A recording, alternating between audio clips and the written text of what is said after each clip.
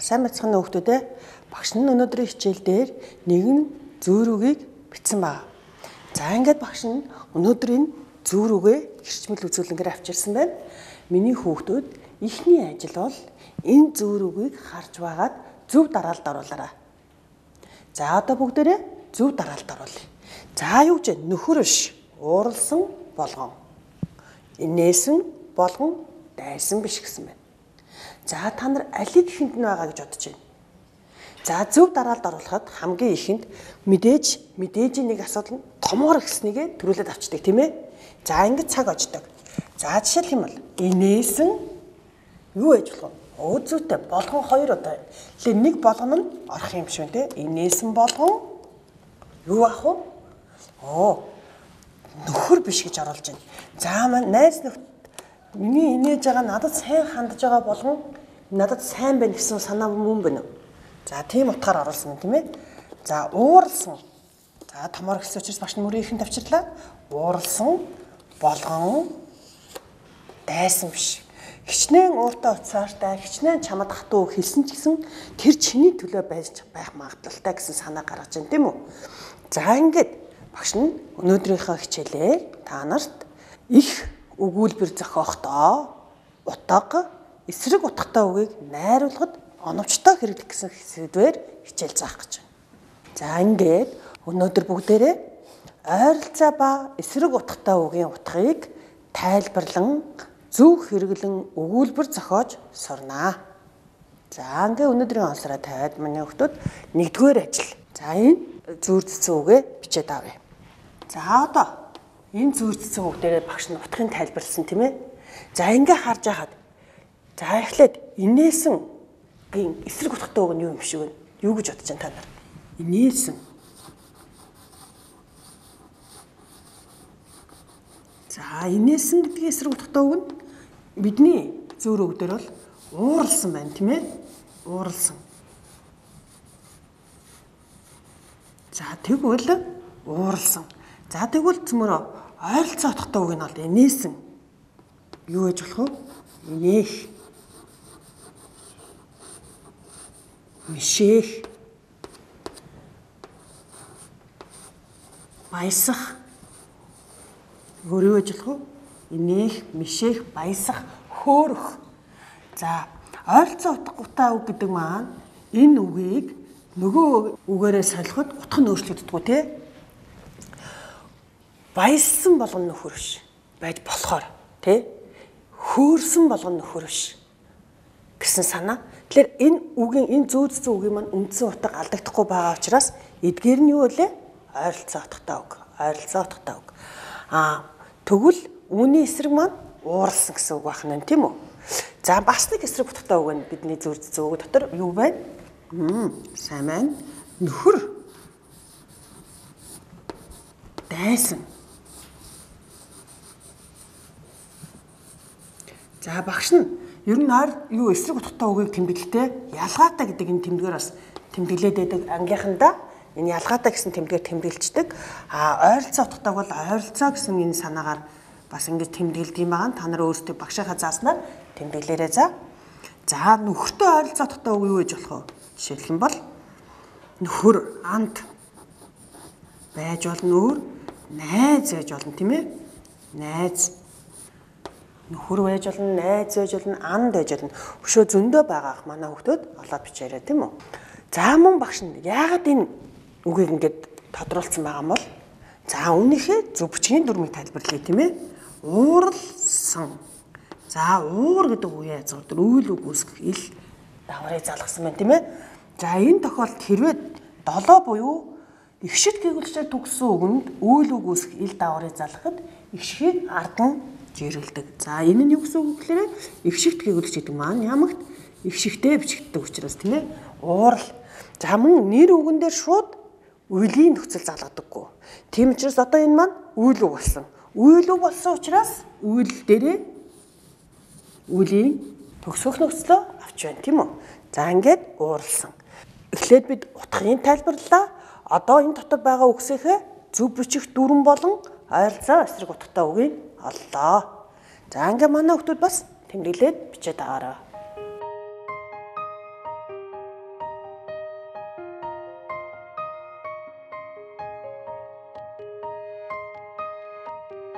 За бичсэн баг.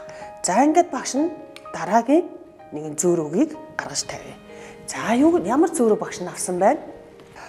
Авах бол уулын чинээ боловч чамлна. Өгөх бол хуруун чинээ боловч харамлна гэсэн байна. За ингээд ажиглаад байхад багш нь энэ зөөрөв дотроос дандаа ойролцоо эсрэг утгатай үг, зэрэг орсон үгсийг авсан байгааз. Тийм байна, тийм ээ. За энэ зөөр зүтсэн үгнийхээ утгыг цөмөрөө ярилцъя. Авах нь уулын чинээ. Авахта уулын чинээ том, тийм ээ. Уулын чинээ гэдэг нь том гэсэн санаагаар орж байна, тийм үү? Том юм авч байгаа ч гэсэн түүнийгээ чамлаад байгаа юм шиг. Өгөх нь за буцаад хүнд өгөхөөрөө хуруун чинээ буюу жижиг гэсэн санааг агуулж байна, тийм ээ. Жижиг юм өгж байгаа мөртлөө харамлаад өхмөөргөө санагдаад байгаа. Ийм санааг хэлж байна, тийм үү? Өөрөө авах болохоор авдаг, өгөх болохоор өгч чаддгүй гэсэн санааг энэ зөөрдсөн үг маань илэрхийлсэн байна. Ингээд за багш энэ эхний зөөрдсөн үг шигээ цөмөрөө юу хийх вэ гэхээр эхлээд энэ дотор эсрэг утгатай үг нь эсрэг утгатай аль нь вэ? Тодорхойлох хоёр зэрэг тавьж байгаа бичнэ. Мөн түүнийхээ ойролцоо утга нь аль нь вэ гэдгийг бас тодорхойлох хоёр зэрэг тавьж агаад бас бичээрэй хүүхдүүдээ. За үүндээ хоёр мөрөнд гээд дараалуулаад бичиж болно. За мөн багш нь өөртөө амархнаар тулгуур тохиолгоод ингээд ч юм уу ингээд авчдаг юм гэж багш нь ярьж байсан, тийм ээ. За ингэж болно. За ялангуяа бид нар математик дээр бас ингэж үздэг учраас, тийм ээ. За ингээд биччихээрэй. За тэгвэл одоо энэ хичээлийн маань нэг үгийг багш нь гаргаж ирсэн байгаа. За жишээлх юм бол харамлна. За харамлна гэсэн утгатай үгэн дээр ярилцъя цөмөрөө. Харамлна. Нэг л харамлаад санаа өгмөөргөө санагдаад байгаа юм байна, тий. За тэгвэл энэ харамлаад байгаа энэ санаатай ойролцоо хэлцэтгэхийг олъё. Ойролцоо хэлцэтгэхийг олъё. За энэ зөөрдсөн үгний маань гол санаа бол ер нь өгөхгүй харамлаад байгаа гэсэн санаа байгаа, тийм үү? Тэгвэл энэ санаатай ойролцоо ямар хэлц өгүүд байж болох вэ гэдгийг гаргаж ирсэн багш. За юу гэсэн бэ? Гар татах. За шууд нь юу? Гараа татаад авж байгаа байлоо? Үгүй тийм ээ. Гар татах гэдэг нэг л бас харамлаад өгөхгүй байх гэсэн санаа байгаа. Мөн гол нь харлах гэж ярьдаг тийм үү? Гол нь харлах. Нэг өгчөөд л араас нь харамсаал. Ингээд байгаа санааг хэлдэг тийм ээ. За тэгвэл мөн за нарийн татах гэж бас байдаг. Ийм хэлцүү бас байдаг тийм ээ. За нэг л өгмөөргөө өөрт илүү байгаа ч гэсэн тусламааргүй ч юм шиг тийм ээ. Санагдаад байдаг хүмүүс бий. Бас хорлоод болох гэсэн ийм хэлцүүгүүд энэ харамлна гэдэгтэй утга дүүх юм байна. Энэ хэлцтэй ойролцоо утгатай хэлцүүгүүд гэж нэрлэдэг. Ойролцоо утгатай хэлцүүгүүд. Алин ч нэгээр нь орлуулахад утгаа бол яах нь алдахгүй байх нэ. За ингээд хамгийн чухал нь хэлц утгатай үгийг өгүүлбэрт оруулж утгаар нь ойлгох нь хамгийн чухал байдаг. За энэ дотроос энэ дөрвөн хэлц үгийн аль наар нь ч болно. Аль нэгээр нь та нар өгүүлбэр зохиогоорой. За багш нь энэ үгээр өгүүлбэр зохионо. Та нар эндээс өөрсдийнхөө дуртайг сонгож өгүүлбэр зохиогоорой. За өгүүлбэр зохиох нь тухайн хэлцийнхээ утгыг ойлгож байна гэсэн үг юм байна. За ингээд нэг өгүүлбэр зохио хийдүүлээ.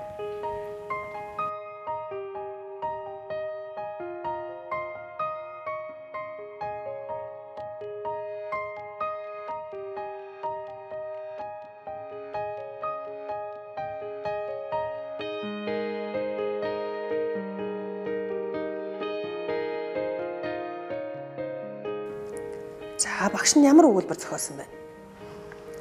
Би найздаа тусалж чадаагүй дээ гол харлаад явчлаа гэсэн өгүүлбэр зохиолоо. Уул найздаа тусламаар байгаа тийм үү? Тэгсэн мөртлөө нэг л хармын сэтгэл хөдлөөд байсан байна. За багш нь энэ үгээр өгүүлбэр зохиосон байна. За тэгвэл үүний эсрэг болох ямар зөөрдсөн үг байж болох вэ? За харъя хэдүүлээ. Мэдээж эсрэг нь юм чинь энэ бол харамлаад өгөхгүй байх санаа. Тэгвэл эсрэг нь юу яаж болох вэ? өгж байгаа гэсэн өгсөн байна гэсэн үг тий. Өгсөн. За тэгвэл багш нь ямар утгыг авсан байна? Гар цайлгах гэсэн хэлц дотоо үгийг авсан байна. Тэгвэл энэ харамлаад байгаа энэ гар татахын эсрэг утгатай хэлц нь юу ах нь? Гар цайлгах байж болох юм байна тийм ээ. За гар цайлгах. Үүгээрээ бас өгүүлбэр зохиож олно. За тэгвэл гар цайлгах гэдэг нь бол юу гэсэн санаа вэ? Юм өгөх гэсэн санаа тийм ээ. За энэ нь бол өгөхгүй байх, харамлах гэсэн санаа эсвэл энэ нь юм өгөх гэсэн үг байна тийм үү? За багш нь тэгвэл эсрэг утгатай хэлцийг шууд гаргаад ирсэн учраас та нар юу хийх вэ гэхээр энэ үгээрээ өгүүлбэр зохиож чинь. Мөн гар цайлах гэдгээр ойролцоо утгатай хэлц үгийг олж чинь.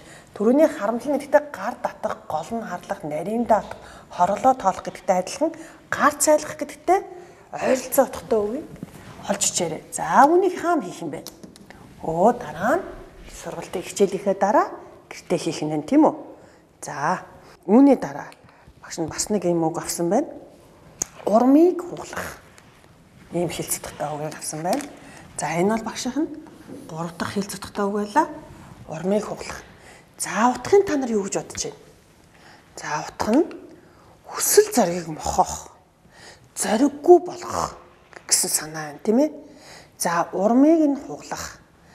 За энэ хэлц үгийг багш нь бас ойролцоо утгатай хэлцүүдийг олж итсэн байгаа.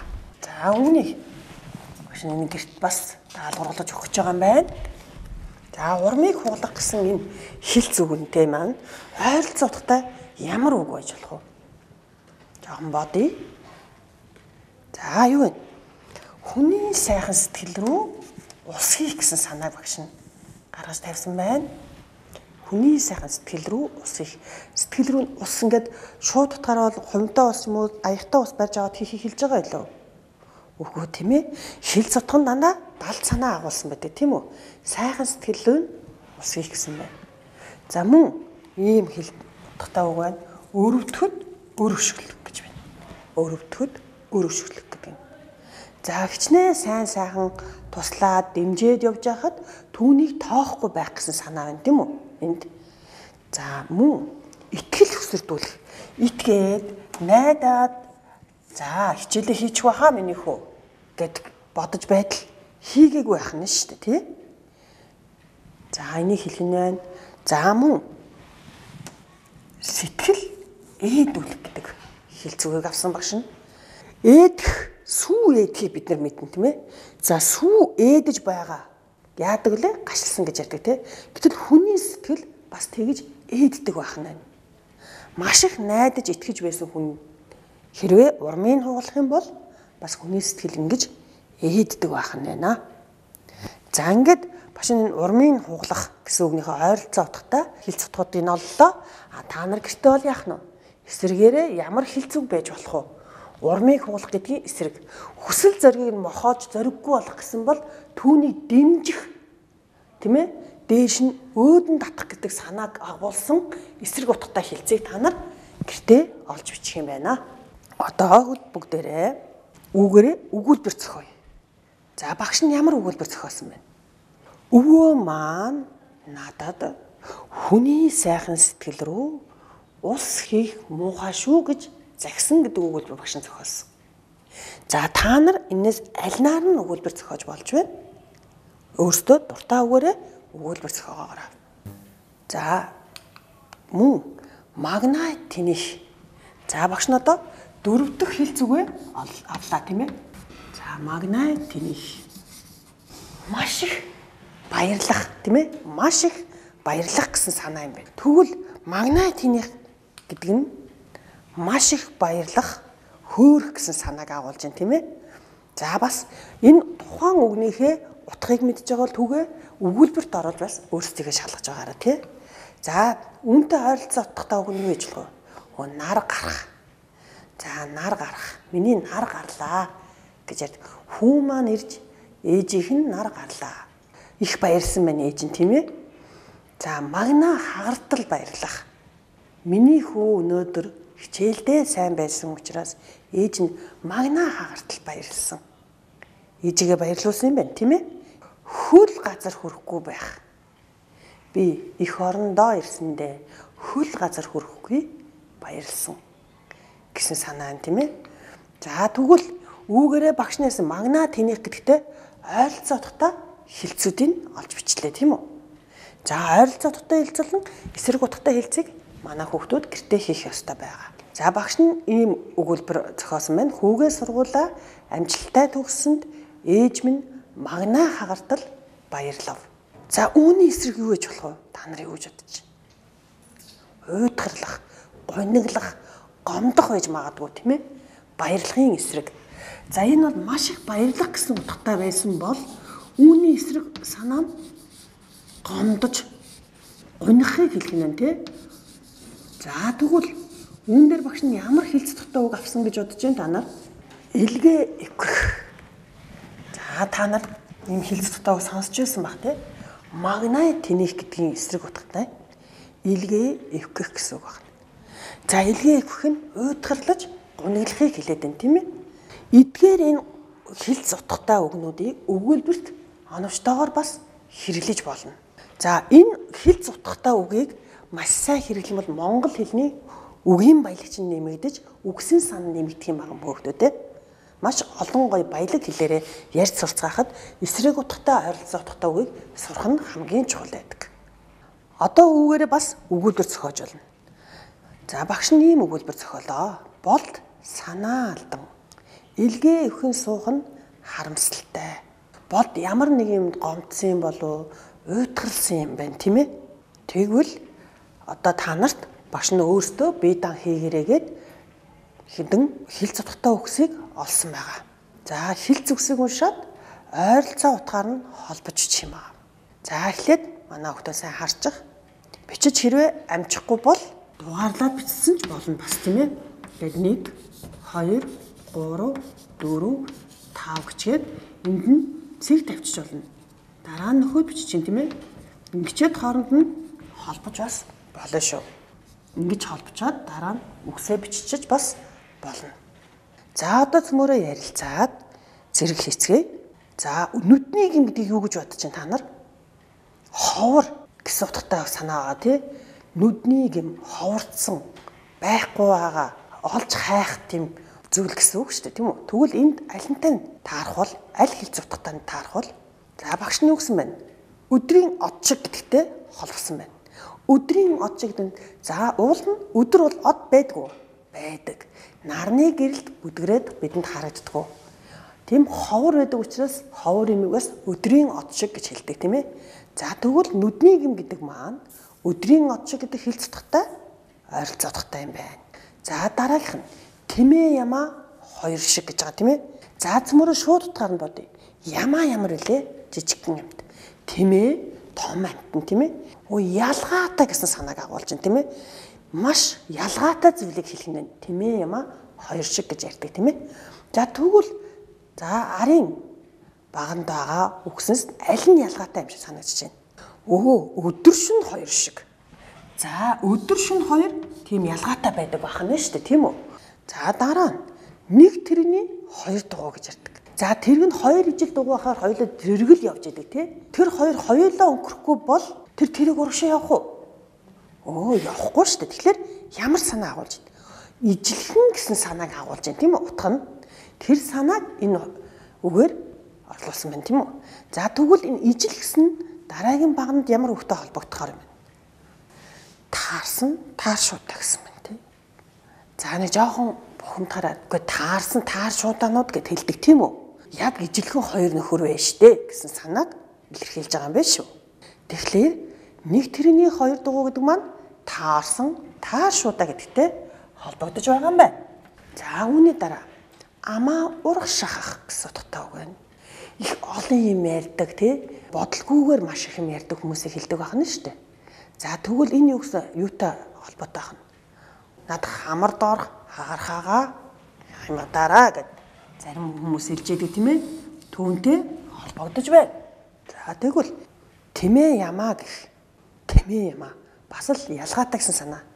Энэ бас зөрүү түүнийг хэлдэг юм байна. За энэ нь буруу ишилсэн сүх шиг. За энэ үлдсэн нь ганц юм юу юм лээ? Хэлц тутаа.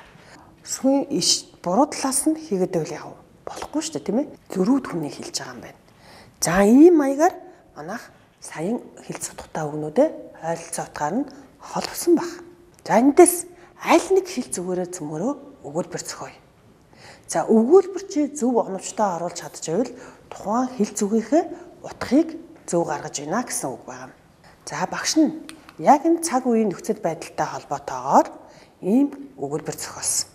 Манай улсад COVID-19 өвчлөл гарахад маск зүгээгүй хүн өдрийн од шиг байсан гэж. Ямар байсан гэж байна? Бүх хүмүүс масктай байсан. Маскгүй хүн байгаагүй. Ховор байсан шүү гэсэн санааг гаргасан юм байна тийм үү? За та нар энэ саяын зүгээр өгнөөсөө аль наранч өөр таалагдсанараа өгүүлбэр зохиож болно. Үүний дараа багш нь бие дааж хийх даалгавар өгнө.